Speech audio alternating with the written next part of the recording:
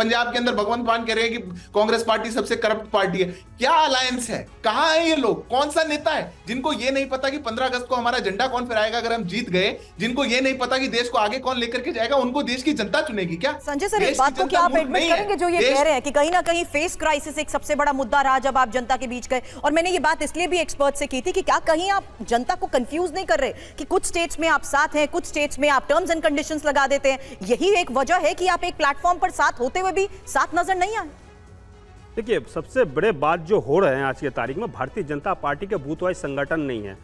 Tonic मैंने vocal tonic देने चाहिए ना, वोकल टॉनिक अमित शाह जाके दे रहा है बाहर से जाके, यहाँ ऊपर कुछ नहीं है। क्यों? उसको मान लो एजेंट ही बैठा नहीं पा रहा है। आपको लास्ट इलेक्शन में दार्जिलिंग जहाँ जो सीट जीते थे 4 लाख वोट से, ऊपर 350 बूथ में एजेंट नहीं बैठा पाए, वो कहाँ से जीतेंगे? अब मुंगेरी लाल का हसीन सपना देखेंगे तो जीत जाएंगे। नहीं सर, मैं ये सवाल उस लिहाज से कर रही हूँ कि इंडिया अलायंस का यही रुख क्या जनता के बीच एक कंफ्यूजन पैदा नहीं कर रहा? कम परसेंटेज ऑफ वोटिंग भी हम एक बात आधार मान सकते हैं, और क्या ये कहना भी सही है जिस तरीके से सर ने कहा अभी कि स्लॉग ओवर? तो अब हम देखेंगे, गौतम सर भी इस बात को रेफर कर रहे हैं, क्योंकि इससे पहले के चरण में ज्यादा लोगों की एक्साइटमेंट या कहें कि जिस तरीके से अभी तक वोटिंग परसेंटेज होती थी उसको लेकर भी एक चर्चा की जा रही है।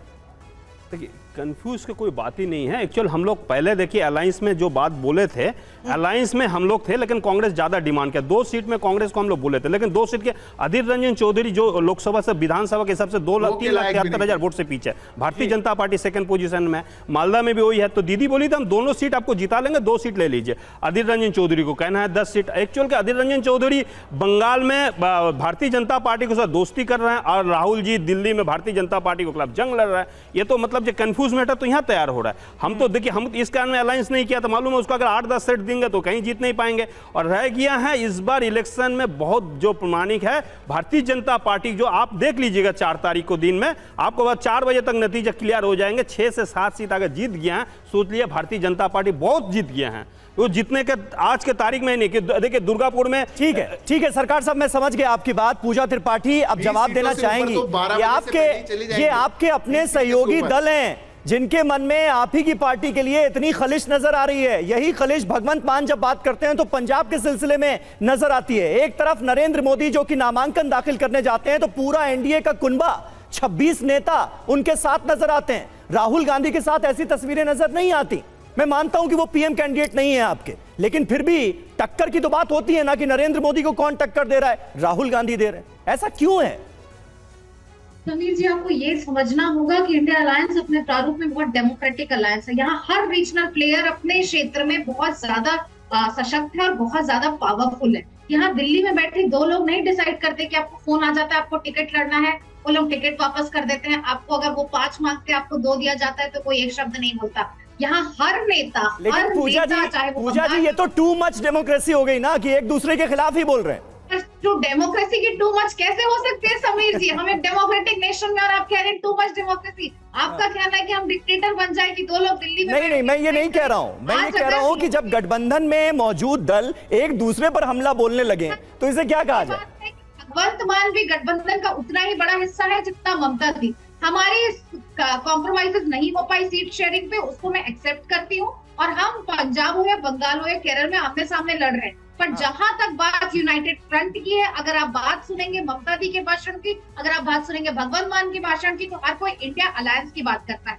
और ये बात यहाँ नरेंद्र मोदी वर्सेस राहुल गांधी नहीं है, बात है Narendra Modi versus people of India. यहाँ बहुत कविताएं की जा रही थी, तो मैं भी एक कविता करना चाहूंगी कि तुमसे पहले भी जो ये यहाँ पे तख्ता नशी था उसको भी अपने खुदा होने पर उतना ही यकीन था। आप इनके मैनिफेस्टो को देखिए, उसमें 76 बार मोदी जी की तस्वीरें हैं, पर नौकरी का मेंशन सिर्फ 2 बार।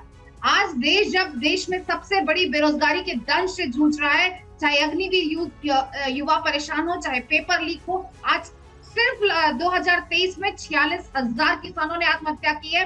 पर नहीं, मोदी मोदी मोदी। आप मोदी जी का नॉमिनेशन देखिए। चलिए, वरिष्ठ पत्रकार हमारे साथ है। गौतम जी, ये जो बात कह रही हैं उसी आधार पर भी ये सवाल करूंगी, क्योंकि बात सिर्फ पश्चिम बंगाल और पंजाब तक भी सीमित नहीं है ना। अगर अलायंस की हम बात करें, यही तो वजह है कि ये लोग एक तरीके से, अगर समीर ये कह रहे थे कि डेमोक्रेसी में टू मच हो गया, मैं correct me if I am wrong, क्या ये ब्लेम गेम नहीं थी जिस वजह से आप एक फॉर्मूले पर सेटल नहीं हो पाए? देखिए, फॉर्मूले पे सेटल मैं वरिष्ठ पत्रकार से इस पर जवाब ले लेती हूँ, उनका एनालिसिस देख लेते हैं कि वो इस सिचुएशन को किस तरीके से एनालाइज कर रहे हैं। गौतम सर। देखिए, मैं तो मानता था कि शुरू से ही ये विरोधाभास इंडिया अलायंस में है। ये सुलझाना बहुत मुश्किल है। वोट का बाद ही जितना देश में विरोधी दल का सरकार बना है वो सारे पोस्ट पोल अलायंस में ही बना है और उसके एक दूसरे के खिलाफ लड़ा भी है।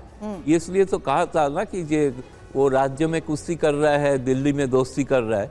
लेकिन इसमें थोड़ा सा प्रॉब्लम तो कांग्रेस पार्टी के लिए हुआ है अधीर रंजन चौधरी के कारण अब देखिए राहुल गांधी, मल्लिकार्जुन खड़गे बड़े नेता कैंपेन के लिए नहीं गए। वहाँ पे जो गया है उनका शशि थरूर गया था, जिन्होंने मल्लिकार्जुन खड़गे के खिलाफ लड़ा था अध्यक्ष चुनाव के लिए। इसलिए कांग्रेस सेंट्रल हाईकमांड भी सोच रहा है कि ज़्यादा वो नहीं चाहते हैं कि जो बंगाल में जो कड़वाहट है, बंगाल में भारतीय जनता पार्टी, वामपंथी और कांग्रेस तीनों का बयान आप सोचेंगे तो एक ही लाइन पे वो बोलते हैं तृणमूल के खिलाफ जी। आपको कोई विरोधाभास नहीं मिलेगा तीनों पार्टी के अंदर कि वो ममता के खिलाफ सब एक सुर में बोलते हैं। तो वो एक कंफ्यूजन वोटर के बीच में हो सकता है। इसलिए एक ममता के लिए ये वो मानते हैं कि एडवांटेज कि अगर विरोधी वोट, उनके विरोधी जो वोट है वो डिवाइड होता है तो उनको फायदा हो सकता है।